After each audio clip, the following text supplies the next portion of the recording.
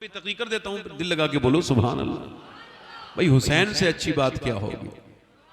हुसैन की बात ऐसी है कि हुसैन भी राजी, फिर उनके नाना भी राजी हो जाते हैं।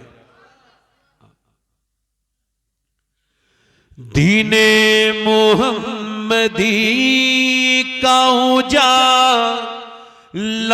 हुसैन है,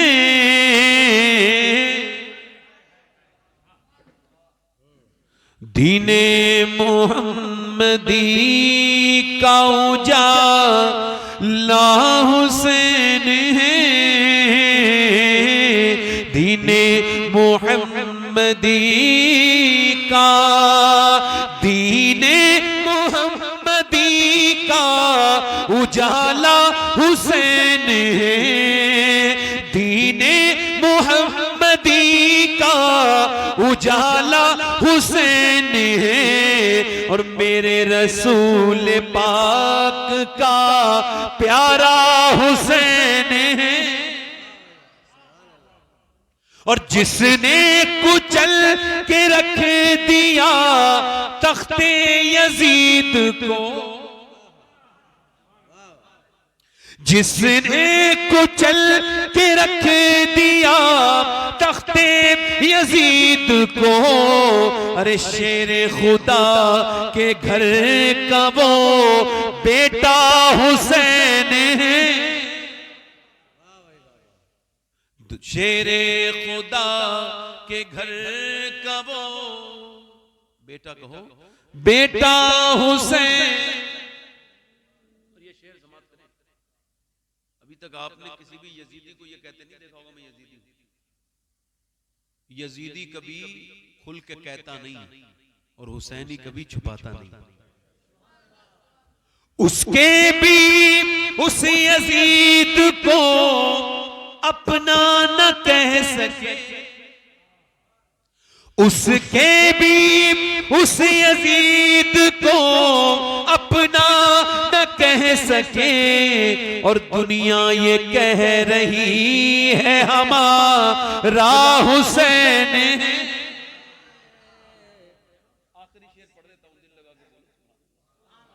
शेर बहुत, मैं नाम नहीं लूंगा, आप अगर समझदार हो समझ जाना मैं किसे कह रहा हूं। आप वैसे भी मुरादाबाद के पास के रहने वाले हो, आपको समझाने की जरूरत कोई नहीं। ये तो हम किसी और इलाके में समझाते हैं, ये इसको कह रहे हैं, आप समझो, समझ जाओ। इस दौर के यजीद से सुन्नी को डर नहीं, समझ गए किसे कह रहा हूं। इस दौर के यजीद से सुन्नी को डर नहीं, अरे क्योंकि हमारे सीनों में जिंदा हुसैन।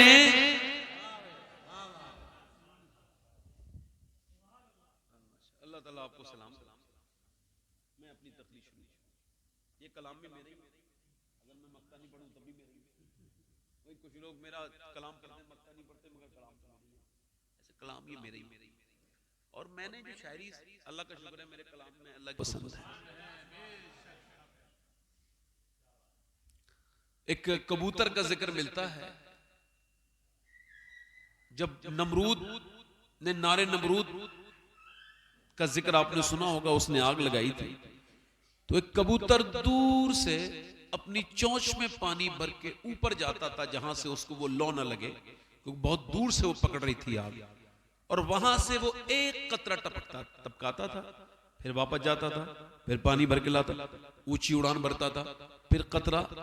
तो किसी दूसरे कबूतर ने उससे पूछा, अरे तेरा दिमाग खराब है, वो कोई आग तेरे एक कतरे पानी से बुझ जाएगी? क्या पता तो ये भी मुझे है कि नहीं बुझेगी। का फिर का मैं इब्राहिम के साथियों में अपना नाम लिखवाना चाहता हूं। तो जब ये दौर फितन का आए ना, फितन का दौर है, बेपर्दगी का दौर है, बेहयाई का दौर है, झूठ बोलने का दौर है, ऐसा दौर है कि वो एक आदमी मुसलमान कहीं बर्तानिया में अंग्रेजों के मुल्क में गाड़ी चलाने गया, कार ड्राइवर बनके, एक अंग्रेज का नौकर, और जो भी पैसा आता था अंग्रेज को दे देता था, मैं कैसे रखूंगा, आप रखो। 8 साल के बाद लड़की की शादी तय कर दी।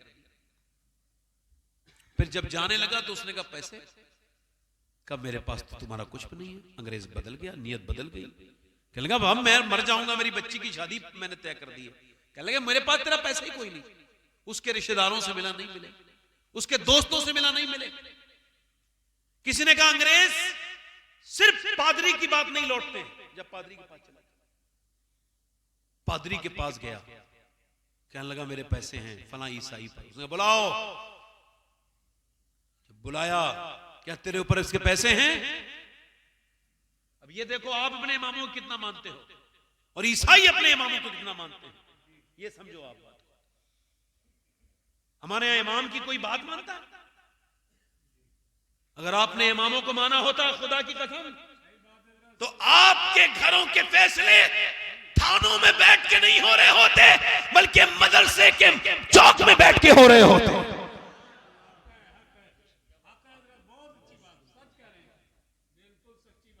तुमने अगर फैसला अपने इमामों को बनाया होता।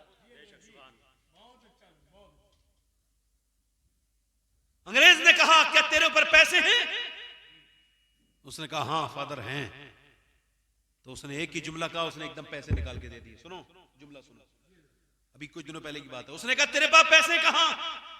कब बदबख्त, तूने मुसलमानों वाले काम कब से शुरू कर दिए? ये उधार तो मुसलमान लेके नहीं देता है, तू क्यों नहीं देता? उसने एकदम निकाल के पैसे दे दिए पादरी से। मैं मुसलमानों की तरह नहीं हूं, एकदम पैसे दे दिए। आज का गिराफ मुसलमानों का यह है कि कर्जा ले लिया तो ऐसा लगता है कि देना ही नहीं है। आला हजरत ने लिखा एक नए पैसे के बदले में 70,000 नमाजें वो देनी पड़ेंगी जो जमात के साथ पढ़ी हैं। फिर कहां से दोगे? एक हाल ये है, एक हाल आज से 100 साल पहले कि वहां पर ये अंग्रेजों का दौर है, अंग्रेजों का जमाना। दिल्ली की जमा मस्जिद में एक आदमी भीख मांग रहा है मुसलमान। अंग्रेज निकला, कहा कुछ दे दे, उसने दे दिया। बटुआ गिर गया, बटुआ मुसलमान ने उठाया, ढूंढा मिला नहीं। 3 महीने के बाद वापस लौटा वही अंग्रेज, ये तेरा पर्स है, तेरा पर्स है, तेरा बटुआ है। उसने खोल के देखा पैसे, कहा बटुआ भी मेरा है, पैसे भी इसमें हैं, मगर ये बता क्या तू भिखारी नहीं है? कहा भिखारी हूं मगर बेगैरत नहीं हूं। का क्या मतलब? का मतलब ये तू ईसा अलैहिस्सलाम का उम्मती है, मैं मुस्तफा का उम्मती हूं। अगर तेरे नबी ने मेरे नबी से कयामत के दिन ये कह दिया होता कि आपका उम्मती चोर है तो मेरे हुजूर को शर्मिंदगी होती। और मैं इतना बेगैरत नहीं हूं, भिखारी हूं मगर सरकार से प्यार करता हूं, ये अपने पैसे ले जा मगर बेगैरत नहीं हूं। अंग्रेज बोला यार पैसे बाद में देना, वो ईमान मुझे भी तो दे दे जो तेरे पास है। जब तेरी ईमानदारी का ये आलम है तो फिर मुस्तफा का आलम क्या है? बुत शिकन उठ गए बाकी जो रहे बुतगर हैं, उम्मती बाइसे रुसवाई पैगंबर हैं। उम्मतियों ने आज किसी ने कोई जब चोरी करता है तो क्या कहते हैं? मुसलमान चोर होते हैं। कोई नबी नहीं आएगा, ना कोई रसूल आएगा। अब दीन सिर्फ मुझसे और आपसे पहचाना जाएगा।